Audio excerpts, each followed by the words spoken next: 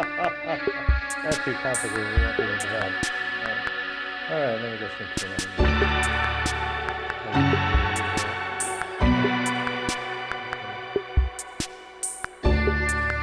Well, computers first began to appear on the scene in a very vague way, you might say, after World War II.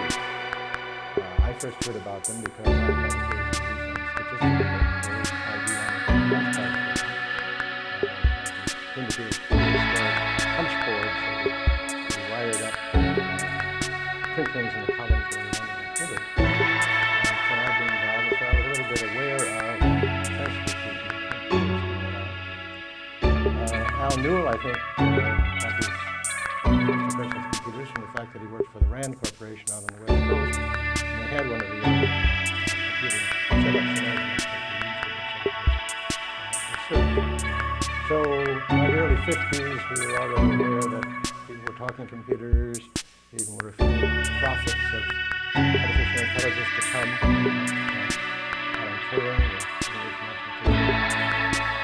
and we had begun to have some computers, especially Al had out of the computers were thought of course, as machines to do arithmetic very fast, very large scale. But it occurred to us as we got more contact with them that they really were much more general than that. That computers could deal with any kind of symbol, anything that could symbolize language or arithmetic or whatever. That led us to the idea that perhaps we could do some of the things we were then worrying about and working on by computer. We were trying to understand how people made decisions in an early warning station of an air defense setup. And we wanted some way of talking formally about what they were doing. We decided that computer languages might give us the way to do that. And as the idea grew on us, we decided it would be a nice thing to use computers to simulate that kind of human decision-making and human thinking. And we gradually cooked up a plan to do chess on a computer as our first task. Didn't turn out to be our first task, but we thought it was going to be. About 1954, we had our first talks on this. And 1955, Al came back to Carnegie Mellon because he'd never bothered to pick up a PhD degree, and we thought he could get one in the Graduate School of Industrial Administration in the business school. So by the end of 55, we were working very hard on this project using the RAND machine. And naturally, we thought that although no universities, or almost no universities, had computers at that time, we thought any self-respecting university ought to have a computer, and particularly at Carnegie Tech, ought to have a computer. We, together with Charlie Holt, another member of the business school faculty, we persuaded a couple of deans that this was probably a good idea. Carnegie Tech acquired its first computer. I think the first, yes, it must have been an IBM 650. And shortly thereafter, we went to Purdue and found Alan Perlis there and persuaded him to come here as a faculty member and first director of the computer lab or the computer facility for the university. We housed in the business school. The electrical engineers didn't want it because they thought they might have to maintain it, and the mathematicians didn't want it because they didn't know what they'd do with it. So we stuck it in the basement there, and we left the key, left the door open so that students could get at it. After students had been crawling around on it a while, the faculty got embarrassed and decided they'd better figure out what it was all about. So pretty soon we had a lot of people working on it. And meanwhile, Al and I had been carrying along our research, and by the middle of 1956, we had our first artificial intelligence program going, although it wasn't going on the computer here till maybe a year later. It was going out at RAND. Then the question was, who ought to make use of these? Who ought to study about computers? What should we be doing in the way of graduate training? And a little committee got set up pretty informally, which decided a good idea would be to prepare examinations for people who wanted to have computing as part of their doctoral degree. And we set that up, and 4 departments opted to use our examinations as part of the doctoral requirements: math, electrical engineering, psychology, and the business school, GSIA. So we had a going graduate program. But about 4 years before the Committee on Graduate Studies learned about this and gave us an official blessing, by that time we had about 10 doctoral students all the way through the mill. And in fact, the first doctoral degrees in computer science here weren't in computer science at all. They were in industrial administration. Alan Newell was one of them. Ed Feigenbaum, who's now one of the leading figures in expert systems, was one of those early PhDs. From then on, there was a rather natural development as people saw more and more the role that computers were going to play in every aspect of scientific work and in every aspect of the work of industry and business. I guess we weren't thinking of home computers very much in those days. But the programs in the 4 departments became very active, more and more students enrolled, and presently it became clear that we really needed a separate program of computer science, a separate department of computer science, and to separate the computer center, which was a service facility for the university, from the computer science department, which was to train students in the field. And I think that was accomplished about 1965, but the archives can give you a firmer date on that than I can. Well, that's about my part of the history. Would you like to know more about that?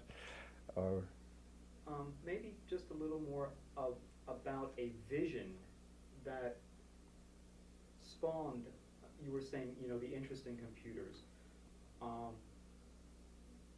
You had mentioned that, but I'd like to see maybe if you could phrase something specifically about a vision that was spurring on the use of computers. All right. Well, very early on, as soon as it became clear to us that computers could do all kinds of symbol manipulation, not just number crunching, it seemed to us then that one could try to program computers to do almost anything that a thinking human being could do. Now, that's a pretty large order, and there are a lot of people today who still don't think that's possible. They're wrong, of course, but they have a right to an opinion. It was a very extravagant dream, of course, in the 1950s, and you don't start out trying to climb a mountain like that. You start out with some things that are doable. And so we took some fairly well-structured tasks, like playing chess, I guess that's well-structured, like discovering proofs for theorems.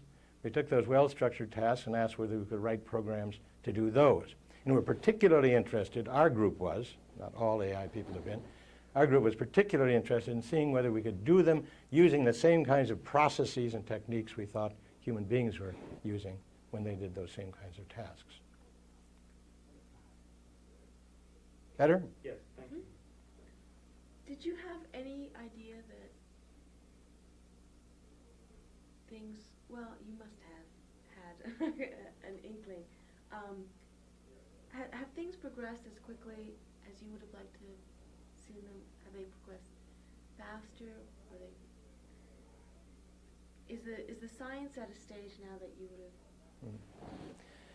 Well, back in 1957, at a meeting of the Operations Research Society held here in Pittsburgh, we made some predictions about the field. Almost every one of those predictions was wrong in detail, but the predictions as a whole were quite right in principle. But we said certain things were going to happen in 10 years, for example, that the world's chess champions was going to be a computer. Well, it hasn't quite happened yet, and 30 years have gone by. But essentially what we were trying to do at that time was to give people a feeling that some very important things were going to happen that weren't just a matter of doing computations to find out whether airplane wings were going to stay on or fall off. It was much broader than that.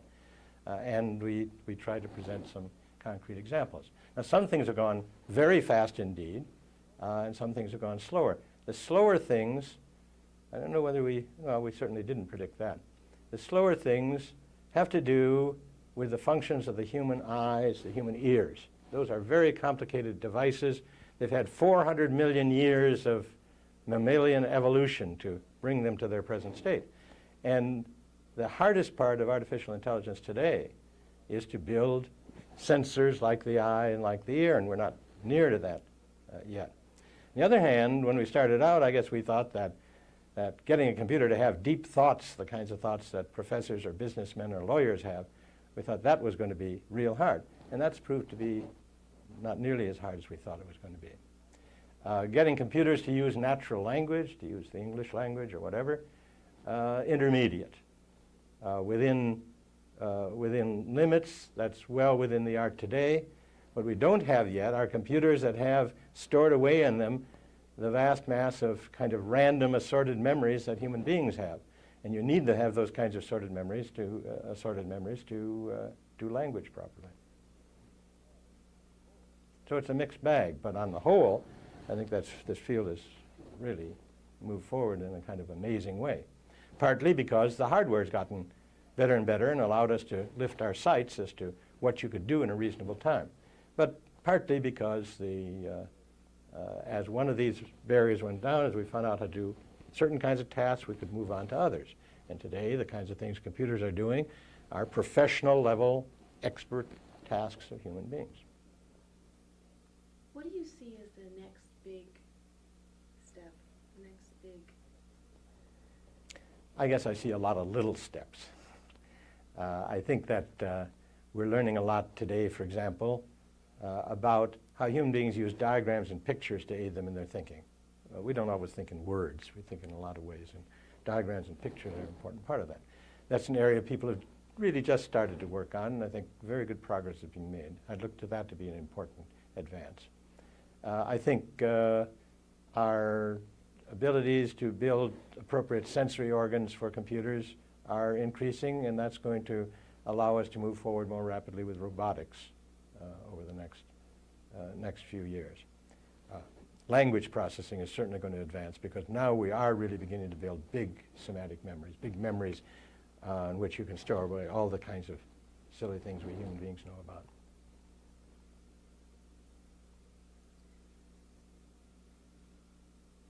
Can you think of anything?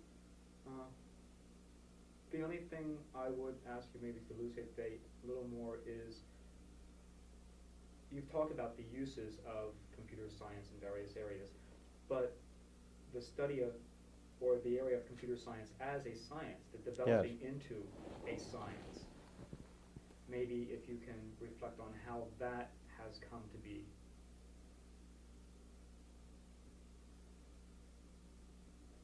That's a little harder to say. Computer science has been a science since day one. What is a science? A science is an area of phenomena where you try to examine those phenomena, find out how they work, understand them, build theories about them. The phenomenon here is the computer.